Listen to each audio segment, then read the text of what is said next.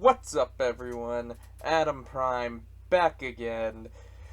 And this week on the Blazing Toku Moviethon is the classic 1973 Godzilla vs. Megalon. And, again, at the start of all of these, if you haven't had the chance to watch this 40-plus-year-old film, I'm going to be getting into spoilers. So if I spoil you, you've been warned. And this is the first Godzilla movie this year. Usually I fill these often with a bunch of Godzilla movies, especially that first year. And I want to say this was probably the first time I've seen this whole movie. And, you know, I feel like with this one, since it's a Showa-era Godzilla movie, there's not a whole lot to talk about, so the quickest summary I can give it is underground people are upset at us. They send Megalon, and then later they get Gigan to help them out, to take over the surface realm, and Godzilla and Jet Jaguar takes care of them. That's the summary I got. I'm going to go into detail, so you can wait until that. And the Showa era of Godzilla has a weird place for me in my heart, because honestly, I found them fun. Like, the 70s era of Godzilla can be considered really weird, and we'll get to some of the weird stuff in this movie. But before we do, I had a teacher when I was going through school who liked to play a lot of the old Showa era Godzilla movies. So I just have fond memories from that because I just thought it was cool. That's all I have to say. That's it. I just think that's neat. So I guess let's get right to it. And this week, as I'm going into detail, I'm going to do things a little bit differently. So I'm going to have things more intermingled because there's not a lot to say. And the summary being boom, boom, boom. And overall, I did enjoy this movie. I thought it was stupid fun. Is it a good movie? Probably not. Did I enjoy myself while I was watching it? Yeah. I think it's fun. So, to start out with, I guess it's like they open up with this weird nuclear testing thing. It's just like, oh, and it's affected Godzilla. And Godzilla was like, oh, no. So, and that's the first bit of Godzilla we get until way later in the movie. So, then we cut to Dr. Ibuki and his friends and his brother. I don't know. Like, Dr. Ibuki's the only character I remember. Or did they just call him Ibuki? Did they even say his name? Maybe I just remember the guy who created Jet Jaguar. I'm not sure. But his little brother is riding the weirdest and creepiest clown dolphins.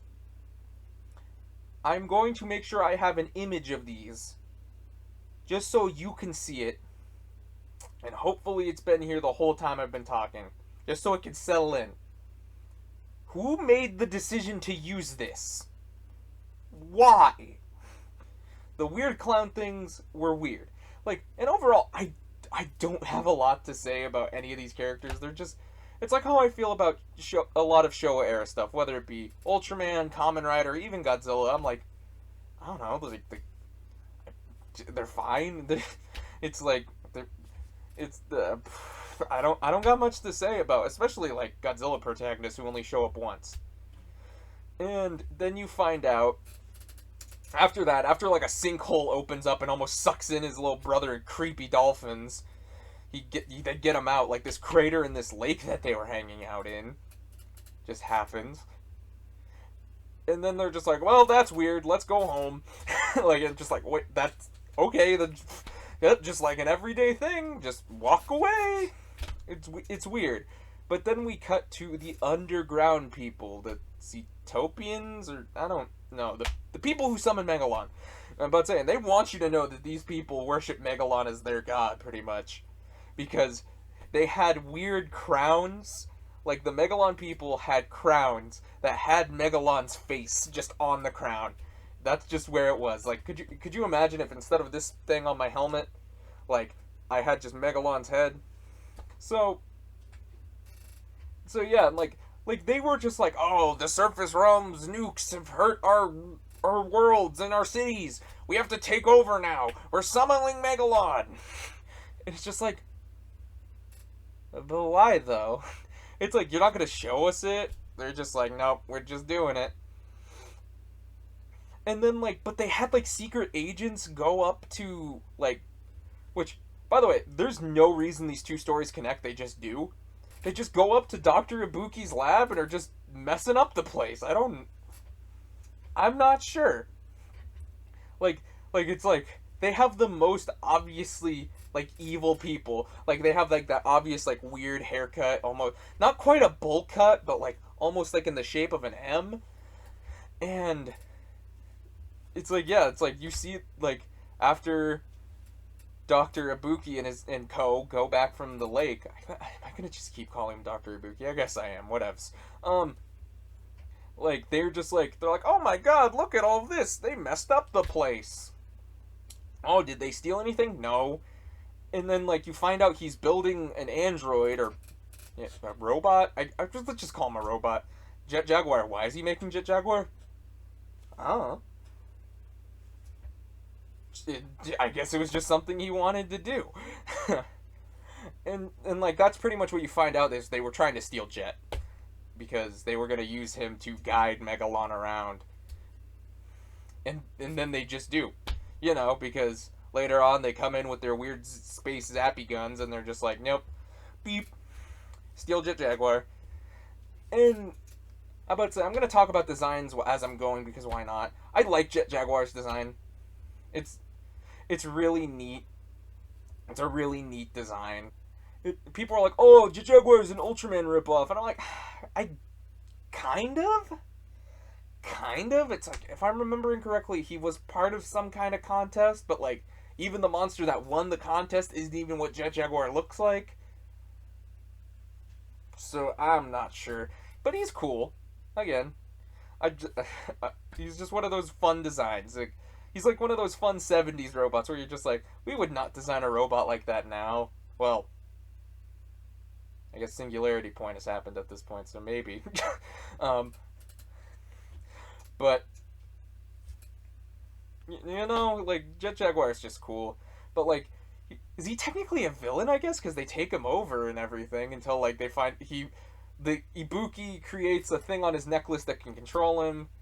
But, like, the underground people were trying to kidnap him and his brother. Which, by the way, I watched the English dub of this because it's what was available. So whatevs. And the person playing his brother, which I did not know it was supposed to be his brother, honestly.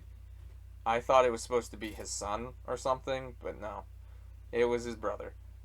And, man, 70s dubs are fun to watch because they're so hilariously bad. Like, is it the worst dub I've ever seen? No, I still think that goes to Voltron some days. But it was pretty funny to watch because it was obviously not a child voicing this child. It was like, it's like, did you pay that person $2 to do all these lines? But overall, that's that. But like, you find out the underground people are like, oh yeah, we're kidnapping Dr. Ibuki so he can make us more robots. But we are the most advanced civilization. And like, Dr. Ibuki's friend was just like, so wait, you guys are stupid. He's like, no. And then the backhands him. He's just like, no. But he's like, then why do you need us to build your robots? He's like, shut up. And, you know. And then Megalon finally gets to the surface right as, like, Dr. Ibuki was getting kidnapped and almost thrown off a cliff. And Megalon is a cool design. I like Megalon's design. He's like a cicada, like Hercules beetle drill hand thing. He's just neat. I like Megalon. And yeah, like, again, there's not that a whole lot to talk about. At some point after the underground people lose control of Megalon, they just literally, like, the head underground dude was just like, hey, could somebody contact M. Hunter Space Nebula and see if we can borrow Gigan? Can we do that? can we borrow Gigan? It's like there's no reason. They're not teaming up. They're not trying to like, you know, redeem them, like get revenge on the Earth for defeating them not too long ago. They were just like, hey, can we borrow him? Can we borrow Gigan? And then they just like send back. It's like almost like a text thing where it's like, hey, can I borrow Gigan's? And then they're just like, yeah, okay, we sending him. It's just like, and that's it. That's why Gigan's in this movie. Gigan, they just asked for him. They're like, hey, Gigan, here you go. And that was neat, because it's funny, because it's right after they get control of Jet Jaguar, and they're just like, oh man. But then Jet Jaguar just like grows big to fight Megalon, because they're like attacking the things. But like Dr. Buki's like was just like, I guess he programmed himself to turn big. It's just like I'm like, what you didn't do that? How did he do that? Oh, okay. And obviously they sent for Godzilla because at this point Godzilla's like almost a superhero. And Showa Godzilla is very interesting. Is it my favorite Godzilla design? No. Do I like it? Yes. He's almost dog-like in his snout, but like I always get a good laugh whenever you see him do like the peace sign or do his weird little dance and all the weird stuff. And yeah, there's some weird stuff. After Godzilla comes on the scene, you can tell that this is a prime Showa era Godzilla because it's where he does his famous tail slide or drop kick, whatever you want to call it. Those one where he literally just kind of planks in the air and slides towards a person. They do that twice. He just straight up does it twice to Megalon. Like, that's amazing. And again, that's just kind of the movie. It's like I don't really know what else to say there. It's just like Godzilla came in, defeats Gigan and Megalon, and Jet Jaguar helped. Like him and Jet Jaguar just kept shaking his hand like, thank you, good sir. And that's the movie. It was overall fun, but you know, it's a 70s movie. I couldn't ask for much more. Oh, and before I forget, one of my favorite weird scenes, like, this was almost just one of my favorite shots because it was almost so funny to me, was like when Megalon was like peering over the mountain and he was just like this. It looked like he was just like, hey guys, it's me, Megalon. I'm about to say, I probably put it in earlier, but I had to mention that vocally because I would hate to forget it. And like I said, that's pretty much it. That's Godzilla versus Megalon. And this is usually where I talk about suits, but did that earlier. So, I guess we're pretty much done here.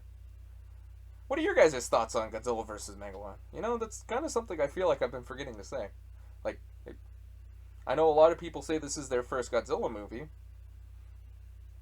So, maybe you're one of those people. I personally, this is not my first Godzilla movie. Like, I honestly feel like this is the first time I've sat down to watch the whole movie.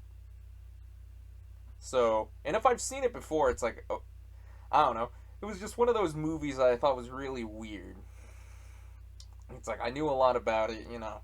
There's so many weird, iconic moments like Jet Jaguar and everything. I call Jet Jaguar an iconic moment. But, like, we never really see any of these monsters again, which is sad. Well, in movie form, I should say.